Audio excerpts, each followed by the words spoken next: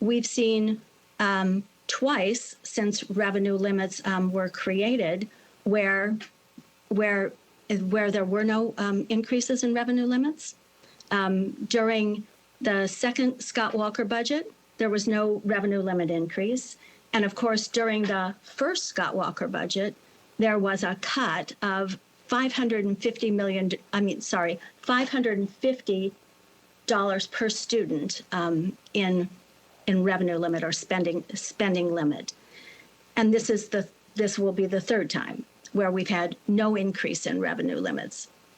Revenue limits is just one example of how this system is so convoluted that it's hard to predict. What school boards have a hard time predicting what their budgets will look like in the future. There are about 140 school districts that are not going to get any additional funding, and in fact will be cut. Their funding will be reduced. State funding will be reduced. That includes 20 of the poorest school districts in the state of Wisconsin. Not just generally large cities, not urban cities, not poor districts. This problem is across the state, but of course it's worse for the poor districts.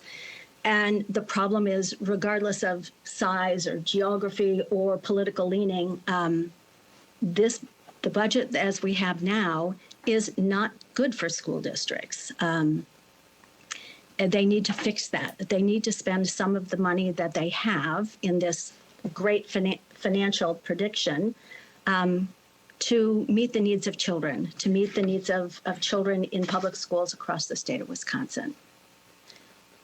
This budget is historic in that it provides minimal funding to local school districts when the need is so great and when the demands placed on schools continue to increase, and there's definitely enough money to invest in the future of our children. State's got the funds. There's a large balance remaining. And, public budgets are a statement of values.